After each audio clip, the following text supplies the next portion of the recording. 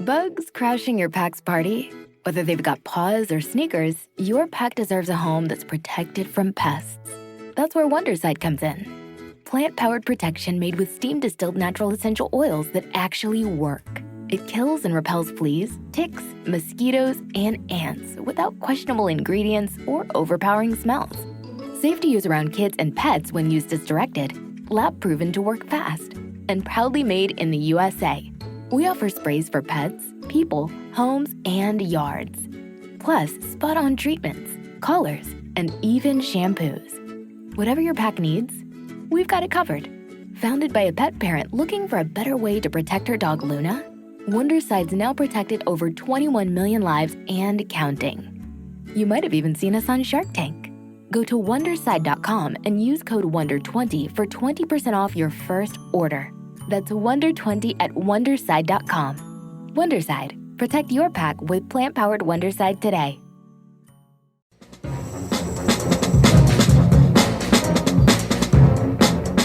Hello, this is Aaron West. I am the author of the A24 New Wave.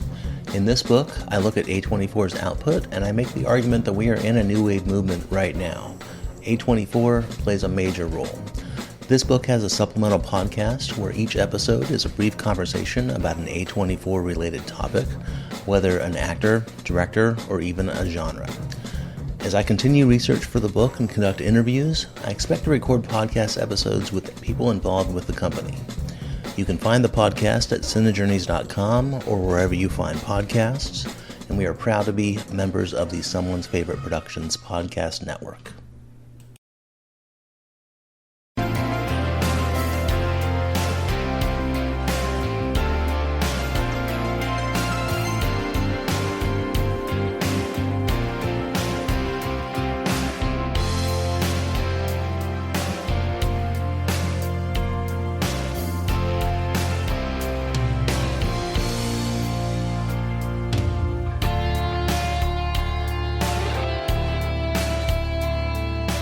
Hello everyone and welcome to the Kulturecast. I'm Chris Stachiw and I'm joined by my two friends. Obviously joining me once again is the host of the Projection Booth podcast, your friend and mine, the one and only Mr. Mike White.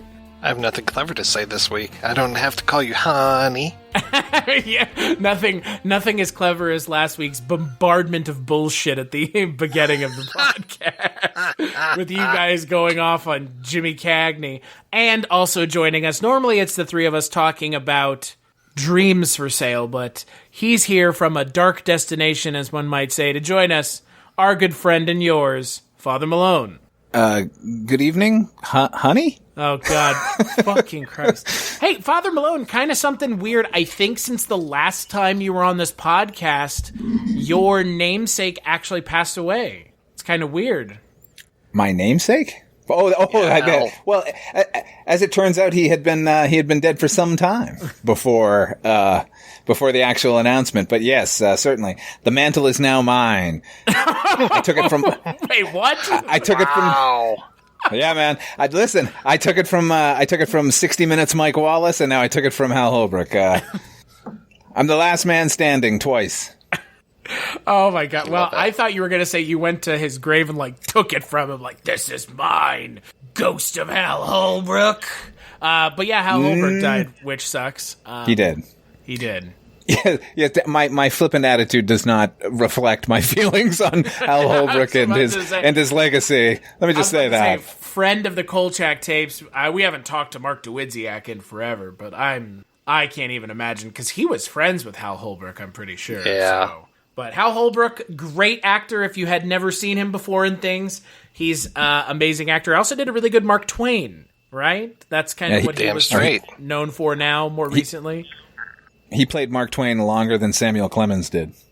Right. Yes, that's always the joke. But we're not here to talk about Mark Twain. We're here to talk about some more Mike White March with another film. And this one actually features Joan Blondell, so we got our wish from last week the next week, which goes to show how far ahead we're looking. We're talking about 3 on a Match.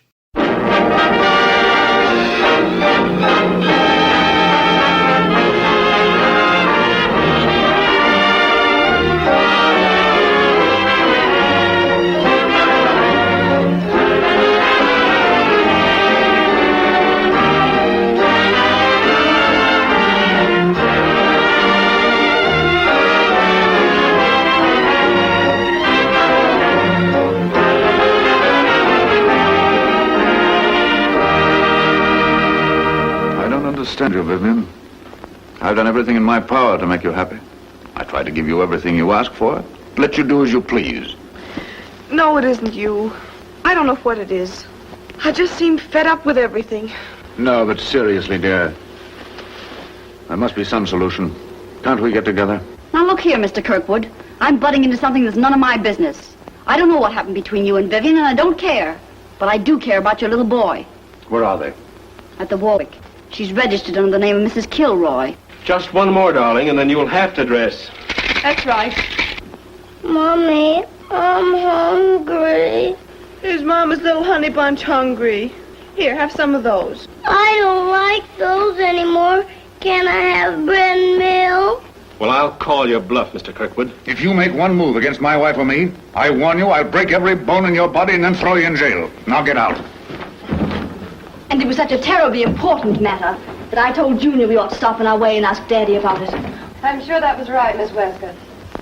You've got to find him, I tell you. You've got to find him. So, Mike, before we start talking about the film, why did you pick 3 on a Match?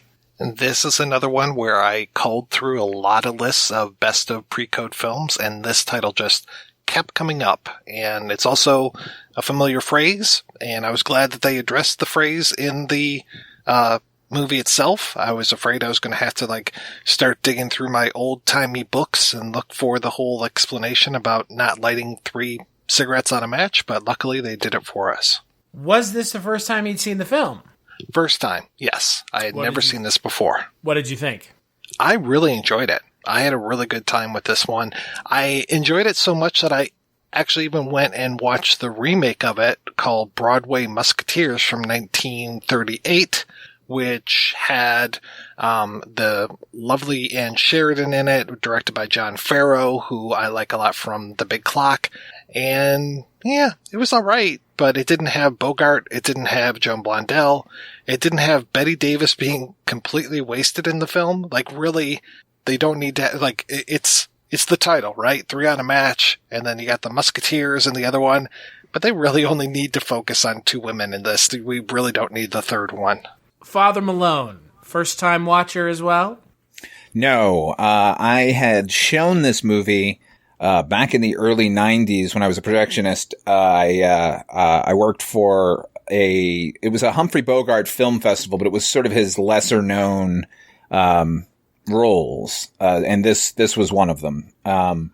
So I had seen it before. I kind of had forgotten about it, but was very excited to rewatch it because I'm a huge Joan Blondell fan, so I was very excited to watch it. But I did not like it. I remember, I remember while watching it, my initial feeling was that, it's okay. It is what it is. But overall, not my favorite Mervyn LeRoy film. What is your favorite Mervyn LeRoy film? I mean, the one I watch most is Gold Diggers of 1933. That's, which he made the next year with Joan Blondell. So right. That to me is just endlessly entertaining. It's a great, great movie. I can say that I did not expect Father Malone to say not my favorite Mervyn LeRoy film on this podcast, which is totally fine. I guess I didn't know where you kind of were coming at this month from Father Malone. So, well, yeah, I mean, I like, I love Joan Blondell. So ultimately, I'm going to like the movie just because she is such an amazing talent and one of the most underrated actresses of all time. I think if you go to YouTube and watch my video about Gold Diggers of 33, I speak pretty glowingly about her. But I don't think Chris has ever seen Gold Diggers of 1933.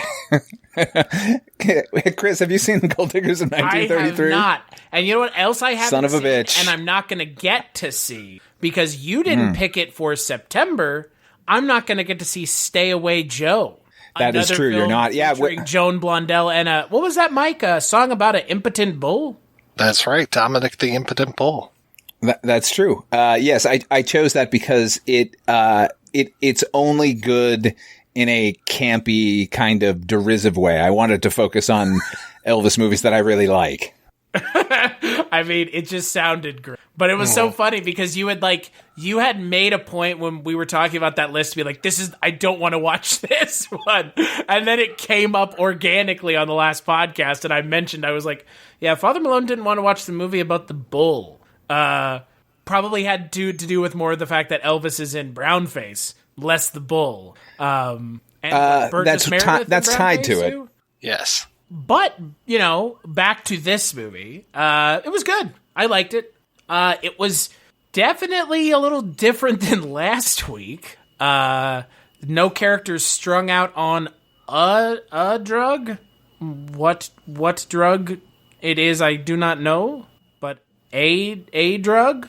We didn't see drug addict characters in the last couple movies, so that was kind of weird. And suicide. So yeah, one right next to the other. I think same character. Jesus. Yeah, exactly. But I mean, I don't, I just, there was this thing about this pre-code movie, like, what drug was she supposed to be on? It seemed like heroin. Okay. Yeah. Because that's kind of what I thought, but like, I guess I just didn't know how prevalent heroin was in 1932. Oh, yeah. Don't discount how long drugs have been around, for sure.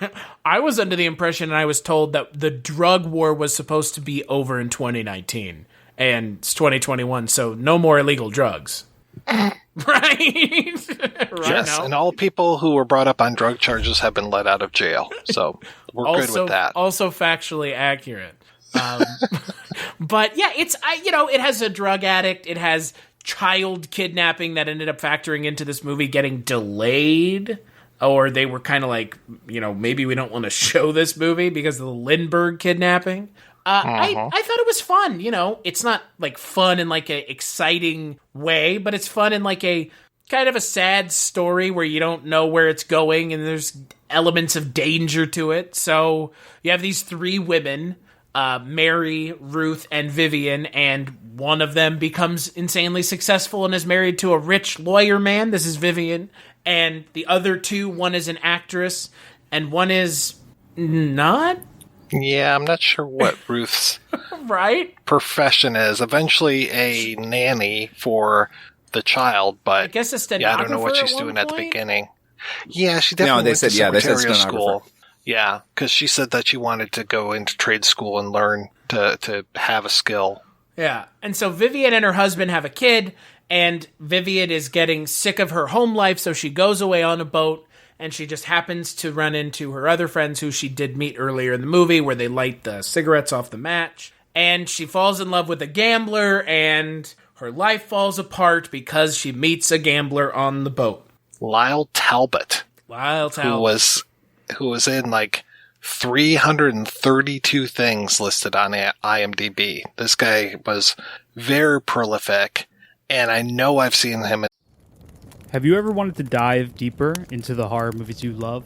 Beyond the Blood is a horror podcast for fans who want more than just surface-level screams. We do deep dives into the movies that shaped us, digging into director commentaries, behind-the-scenes stories, deleted scenes, and the special features that most people skip. Each episode is a love letter to the genre. We break down how these films were made, the creative risks that paid off or didn't, and the lasting impact they've had on the genre as a whole. From 70s slashers to modern nightmares, we celebrate the craft, chaos, and characters that keep us coming back.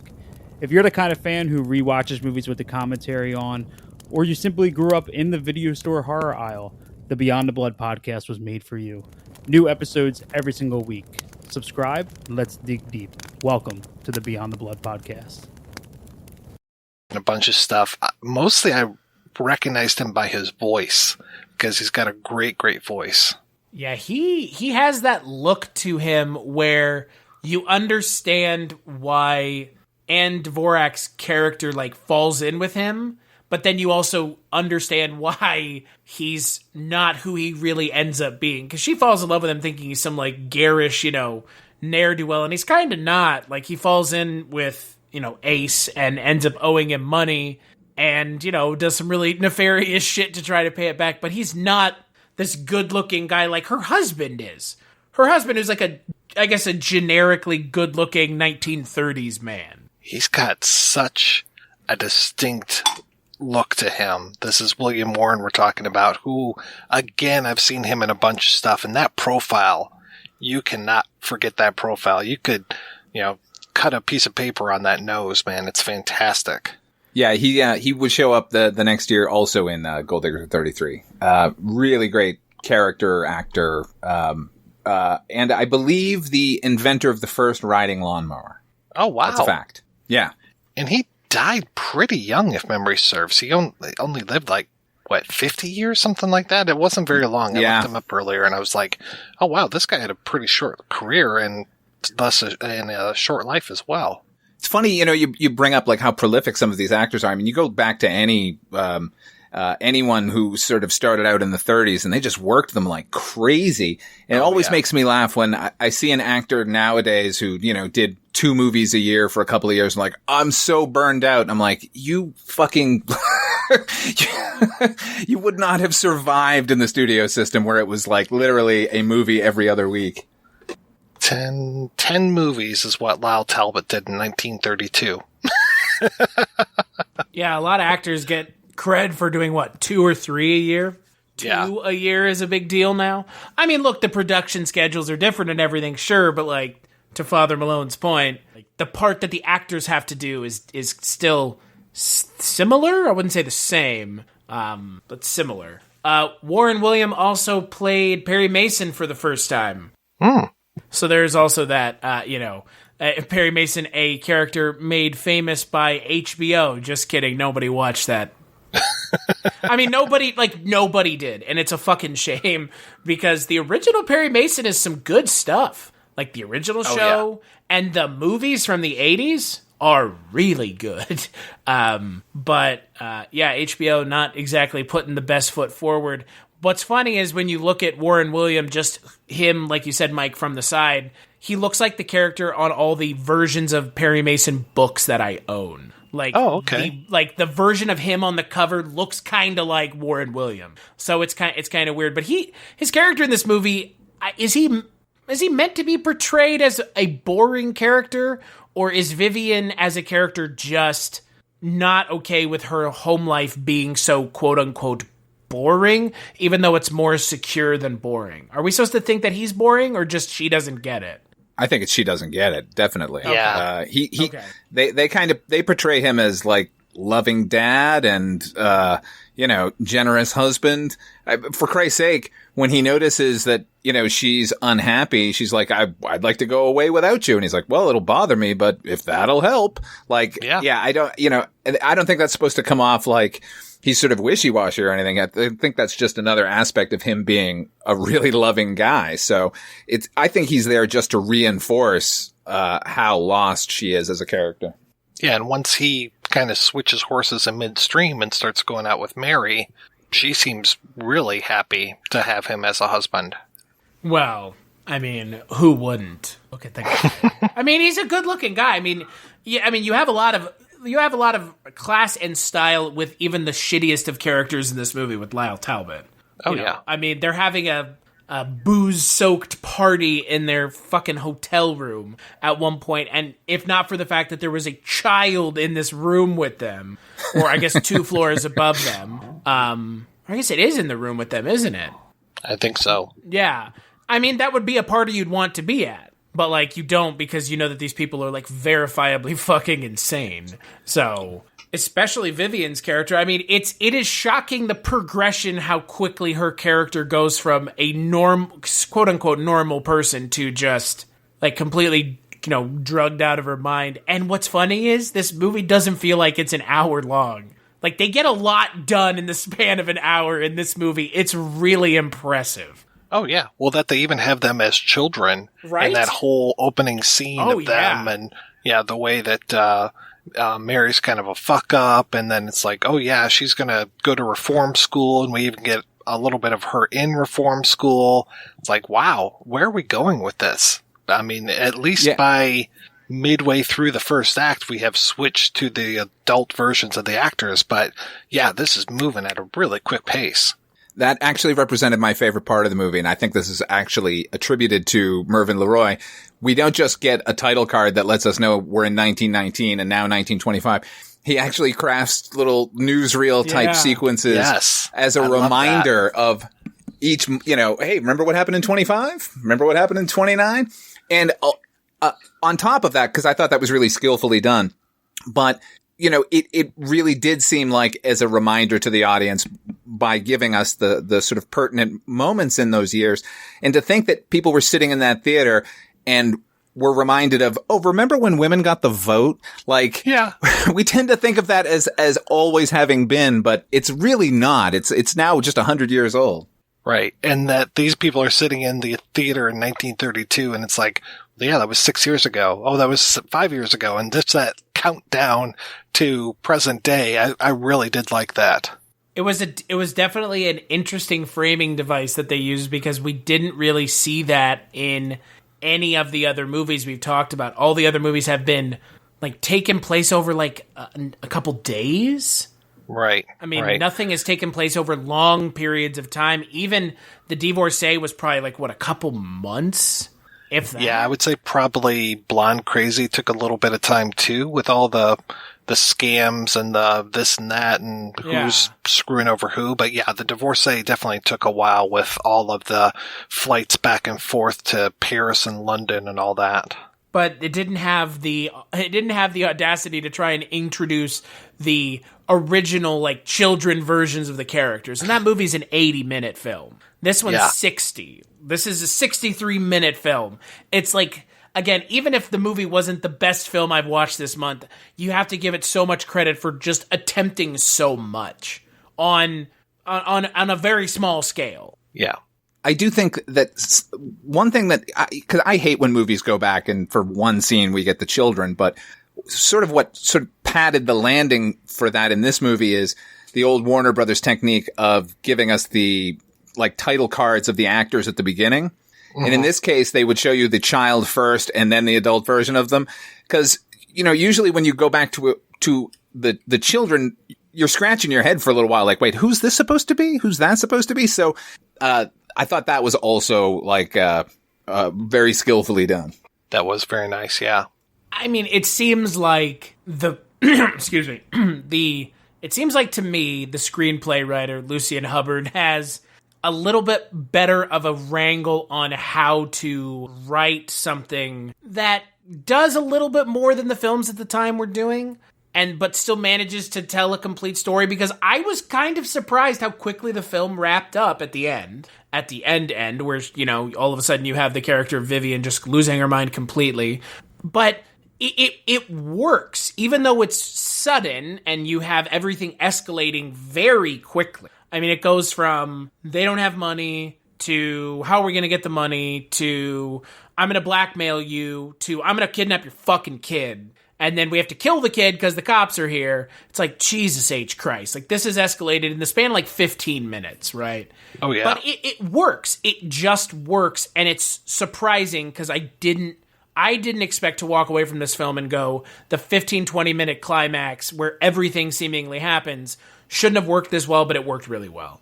It is interesting to compare it to Broadway Musketeers because that one doesn't start in the distant past. Like, you get a little bit, it starts more in the present. So, but it works. I think that they didn't necessarily have to do the past stuff, but it works in this film, and that they didn't do it in the other film. I was like, okay, that kind of works as well. I have to say, I really didn't mind the child actor in here. I thought that it was actually kind of cute. It reminded me a little bit of like Spanky from Our Gang. And I haven't looked up who he is and what else he had done, but I thought he did a pretty good job of reacting properly to stuff. And, it's, especially there's one scene, I'm trying to remember what happens, but he's out of the room, runs in the room, runs out of the room. And I was like, wow, he's pretty good trained little monkey you got there. Yeah, I actually also thought he was Spanky for a minute, so I did look him up, and he's an actor who continued working and in child roles for at least another decade. But I agree with you. I thought he was a really good performer. I think the only times I didn't enjoy it was because the script wrote him a little too preciously or precociously. But I thought he carried it off really well. Ears? Like, come the fuck on.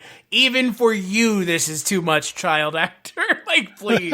I understand what you're going for, but this is too much even for me.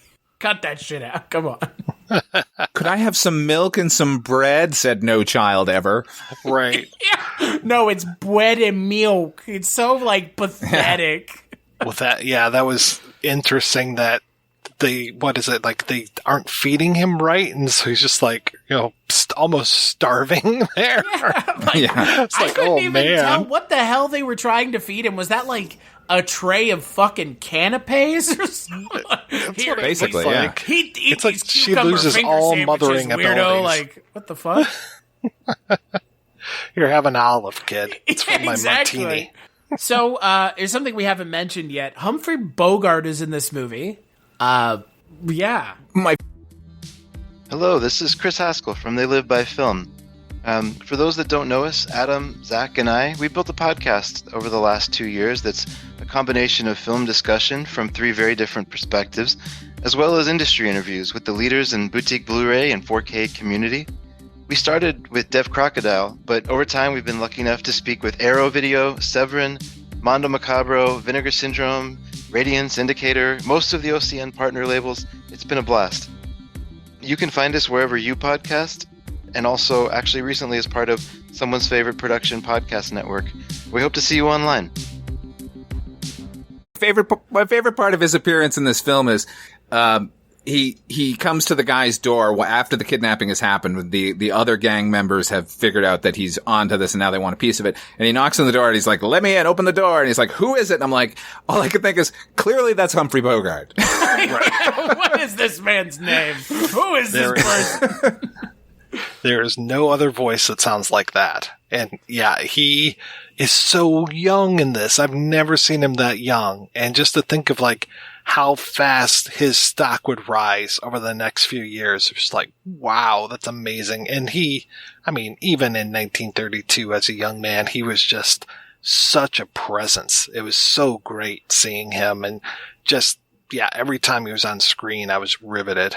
Every time he's on screen, I wanted him to be on screen more and everything else to just melt away. Yeah. Right? Yeah. Like, look, this should not come as a surprise to the listener, given that I've essentially said these movies are not in my wheelhouse, but I have not watched very many Humphrey Bogart films. I would go out on a limb and say the only ones I can remember are The Treasure of the Sierra Madre. That's one that he's in, right?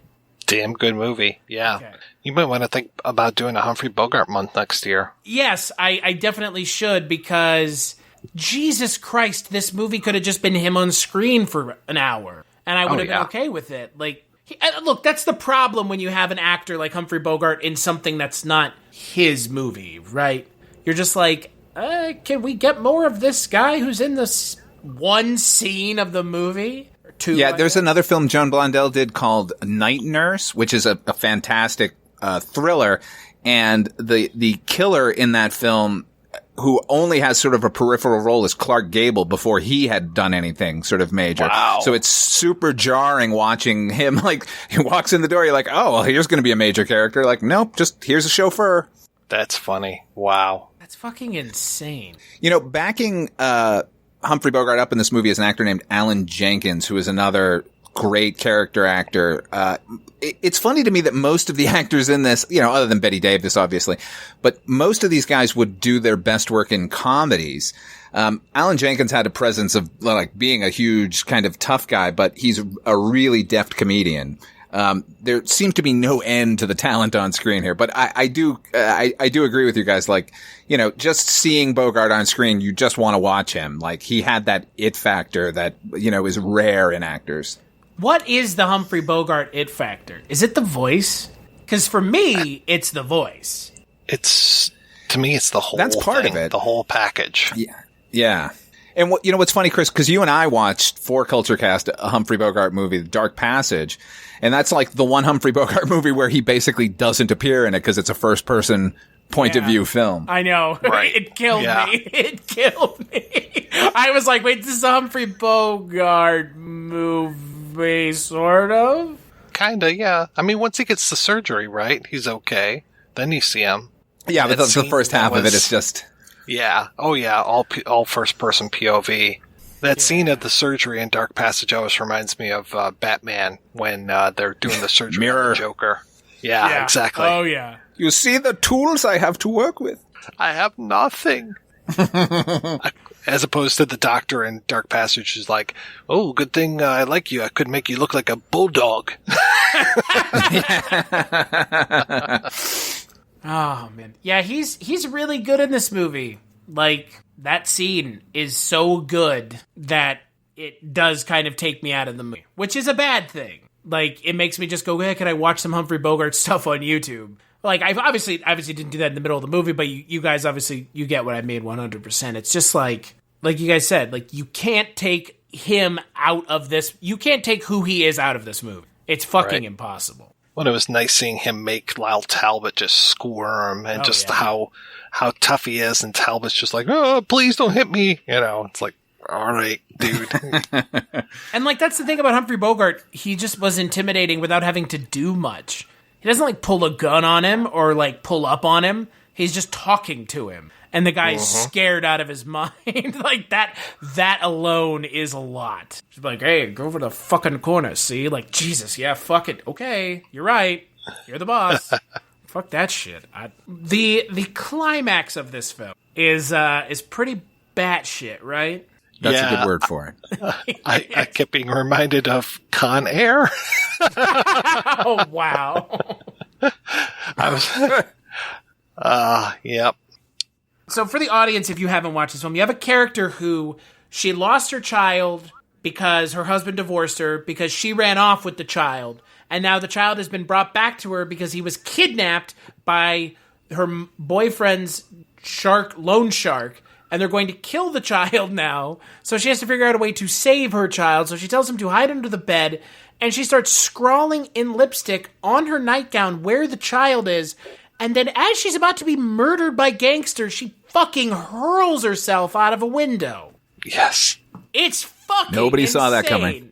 I did not see that shit coming. I thought she was just like putting on the lipstick and just like kept screwing it up and just kept putting on more, just the way that she's acting all twitchy and stuff. And then when she jumped out. Who's a pretty girl? Who's a pretty girl? I was like, holy shit, what is happening? Somebody call 911. I must have watched it 3 times. I kept rewinding, like, really? there she goes. Yeah.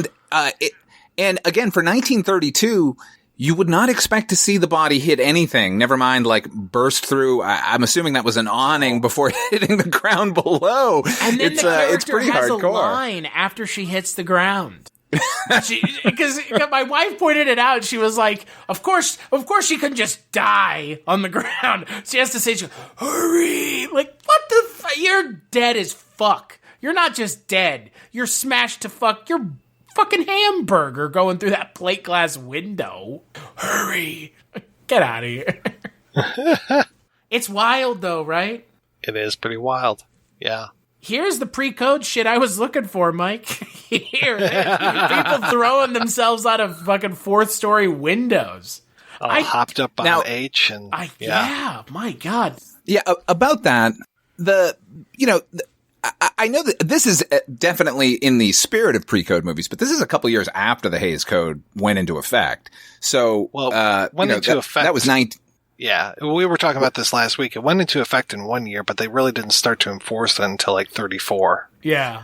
34. Right. From my understanding, this movie sort of made it through the censorship board because it was such a moral fable. And, you mentioned at the top, Chris, about the Lindbergh kidnapping. Like, this movie, it wasn't sort of coincidental that it got made this way. Like, they wrote this a couple of months after the Lindbergh case. And I think because it was a happy ending, such as it is, to that story, like where the bad people got punished and the kids survived, that's how it squeaked through, the Hays Code.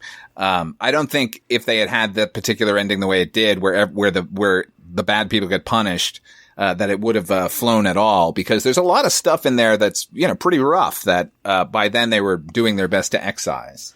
So let's talk about this. This is something we kind of touched on a little bit, and Father Malone, you brought it up, and Mike and Father Malone, I'm glad you guys are the ones on this podcast. Like, the morality of that is so twisted, right? And Mike, we've talked about this now a couple times. This idea that, like, and I was guilty of it myself in Blood Money, but that was just because I fucking hated that character. But that the bad guys have to get punished, and that somehow in this movie, the kind of outcome that Ann Dvorak's character gets is somehow the right one? Isn't that fucked up, right? Or is it just me? Like, thinking that is an okay way to end the film, and it's going through the censors is not okay. Well, it's twofold, because she gets punished because she's now dead, but she also does the right thing before that happens. So in their twisted idea of morality, then it was okay. Yeah, I always, the Hays Code as it was is always sort of laughable in that, the fact that as long as the bad guys get theirs in the end, that's okay. And if that includes them being murdered, well, all the better. It is a crazy way to look at things. We'll endure any sort of degradation for the running length of the movie, just so long as we sort of wrap it up with a, don't let this be you. Yeah. You expect, like, the guy to come out at the end. We've just seen a very important story. Yes. Yeah. I really did. Like, as she's plummeting, it freeze frames. And Rod Serling comes out and he's like, this story you've seen tonight could be on another night in another part of this country. You could be hooked on heroin. Like, oh my God. Getting hooked on heroin and throwing yourself out of a window. She got what was coming to her, folks. Boy, did she ever get what she deserved. It's in-fucking-sane. Like, censorship in the media is nuts, but, like, this... like, okay, so this was the bar that was okay. Heroin addicts throwing themselves out of windows. Got it. Yeah. And don't show people in the same bed, and never show a toilet. Never show a toilet? Yeah. Yeah, that was... you weren't allowed to show it. toilets for a long time, yeah. Hitchcock broke that in Psycho. Yeah, it was a big deal, yeah. That's right, Yes. yeah. That's right. I always forget the thing about the toilet in Psycho. That was like the first movie that ever showed a flushing toilet, right? Yeah. That's what they say. Yeah. Is that what IMDb says? Is that Probably. what my copy of Blockbuster Movie Trivia from 1992 says? Did you know that? Yeah, probably. It's probably, not only is it on there, but it's probably on there like 6 times because they don't monitor the trivia. Well, if Camp Rock has taught us anything, the trivia on IMDb, Mike, is not monitored. No. Because coincidentally, another film with a heroin addict, apparently. Yeah. So there you go. Apparently. Yeah, apparently. Well, that's because heroin addicts are unreliable. They write their own trivia. Yeah, except this one was downtown Julie Brown as a heroin addict, so there you go. Not downtown, uptown. Uptown. Hello and welcome to Tumbleweeds and TV Cowboys. My name is Hunter. In this podcast, I'll be joined by a different guest each week to discuss a classic Western movie or TV show.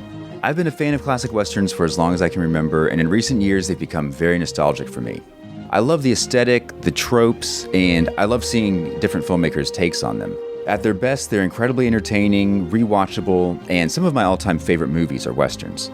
We'll mostly focus on Western movies made in Hollywood, but we'll also be covering spaghetti Westerns, and one thing I'm very excited to get into are Western TV shows. I've got some amazing guests coming on the show, film professors, historians, and podcasters. And Tumbleweeds and TV Cowboys is part of the Someone's Favorite Productions podcast network, and many guests on the show will be from other shows on the network.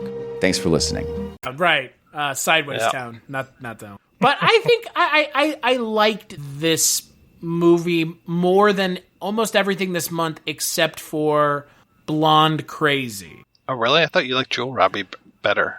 Yeah, but I've been thinking more about not Jewel Robbery, but Blonde Crazy, and I think I like the way Blonde Crazy wraps up more than Jewel Robbery.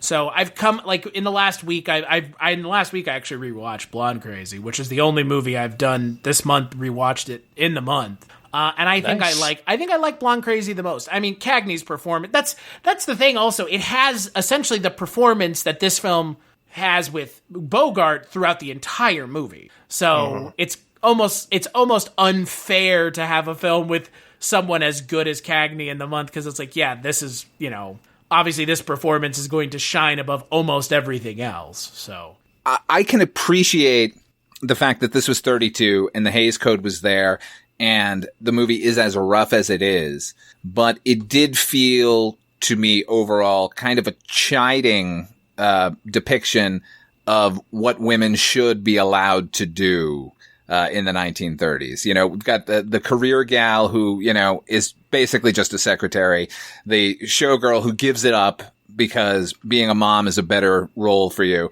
and a party girl who must die. So ultimately, I don't really like the film for that tone. Watching it, yeah, I mean, it goes by fast. And like everyone's great in it. Ann Dvorak in particular, like going from sort of the sweet character we meet when we're initially introduced to that iteration of her to how far she falls and how believable she is once she gets there.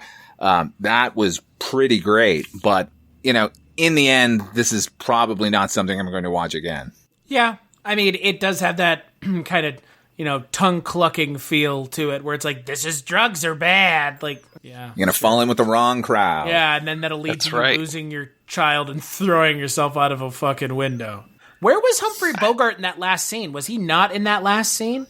I think he was in the other room, yeah. Okay, that's what I thought. I'm just making sure. Because there was like another guy who looked really ragged that looked a lot scarier than Humphrey Bogart. That was like rushing at Ann Dvorak's character. I was like, that is not Humphrey Bogart. That is a very scary looking man, not Humphrey Bogart. I think it was probably, I don't know which of the actors it was, but he had like slicked back black hair and he was like coming towards the camera with these giant eyes. And I was like, oh God, like now that's the scary guy right there. That's the one. Yeah, I wonder if that was Alan Jenkins. He does have a great look as well. And yeah, you're right, Father Malone. I do recognize him much more from comedies than from being in movies like this, but he had such a range. Yeah, I mean, he usually plays like the sort of lovable lug, you know? Right. And, but obviously, if you want to make him menacing, he can excel in that too. Oh yeah, you just gotta light him from below and all of a sudden those features just completely monsterfy. Yeah, holy shit, you're not kidding. Good Lord, yeah. So what would you give the film out of 5, Mike? I'd probably give it like a 3.5 out of 5. What about you, Father Malone? 2.5. Yeah, I would say a 3 is probably right where I'm at. It was good. It was a lot of fun. I think that the climax is kind of worth the price of admission. And again, it's 63 minutes. Like, you could watch almost anything in 60 minutes. Why wouldn't you watch something like this? Introduce yourself to something you might like. Like, it's definitely not something that's going to just be on Netflix.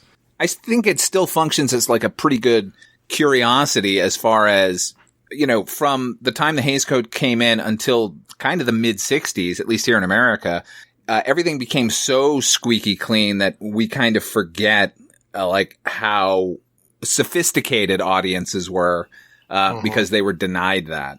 Yeah. Yeah, for sure. That is all. Well, on that note, let's play a preview for the final episode of Mike White March.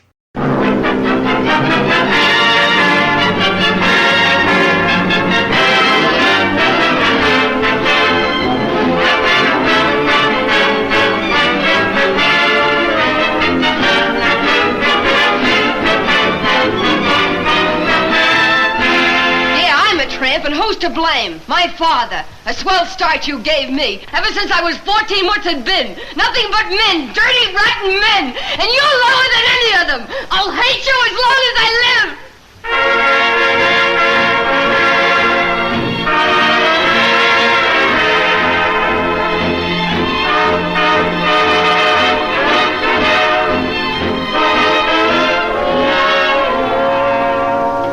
Oh, not here. Somebody may... What could I do? He's my boss and I have to earn my own living. Are you letting me go? I'll need everything I've given you. All your bonds and securities. I can't do it. I have to think of myself. I've gone through a lot to get those things. My life has been bitter and hard. I'm not like other women. Get out of here or I'll... Lily, you got to marry me. If you don't, I'll kill myself.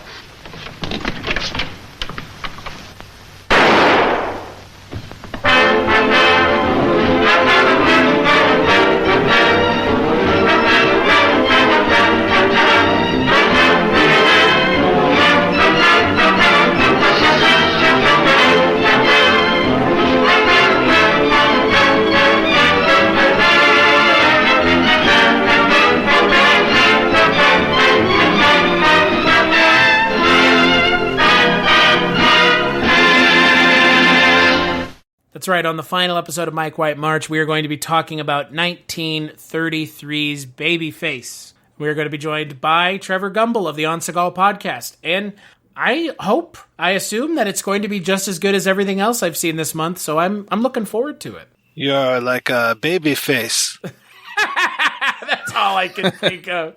I'm like a babyface. So anyway, how's your sex life? Oh my god. What the fuck? Was I quoting that when we were talking about Justice League? Yeah. Yeah. Because they were talking about fucking the Flash's future wife. You're my future wife. Yeah, I'd give anything for my girl. Oh my god. If you don't know what you we're know what quoting, they say, love is blind. It would have to be with Tommy Wiseau, okay? I mean, look, I'm no George Clooney, but Tommy Wiseau... And you're no Julio Iglesias either. Yeah. Oh, Lord. Let me just say, fellas, that I did not know what you were talking about, but your impressions were so good that I immediately knew we were talking about The Room. I mean, the best line in the entire Room is, people are very strange these days. That's like Greg Sestero reaching out for help from times before. He's like, if you could go back in time and get me off of this movie, you wouldn't, because it's my thing now. I mean... Yeah, it kind of is. Yeah. I mean, damn, making your money off of a movie you claim to not like. Yeah. Oh, yeah. I'm not throwing shade, but it's just kind of fucking weird, right? They call that Roger Eberting. Yeah.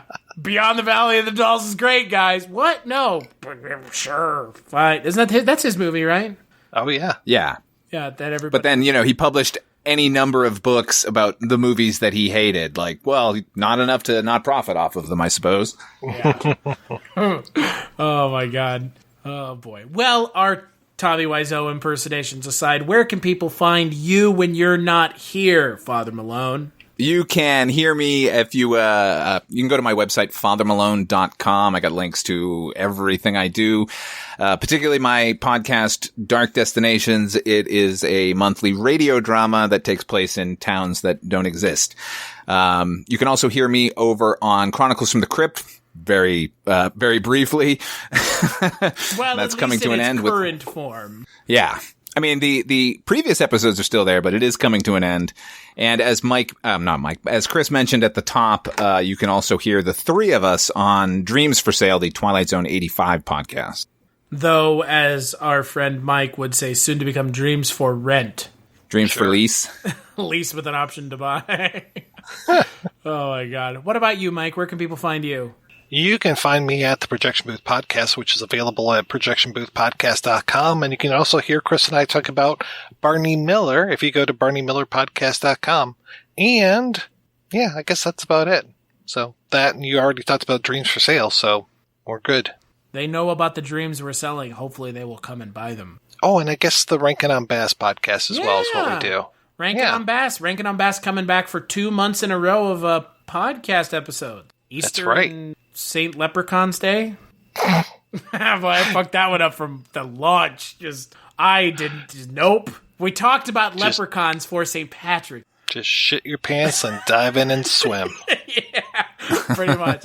As for me, you can find me here on the Kulturecast. We did a live video podcast. You can find that on the Kulturecast YouTube page. That is on YouTube. Just search Kulturecast. Mike and I and Josh Hadley of 1201 Productions. Yes? 1201 Beyond, I think, is what he calls them. 1201 Beyond.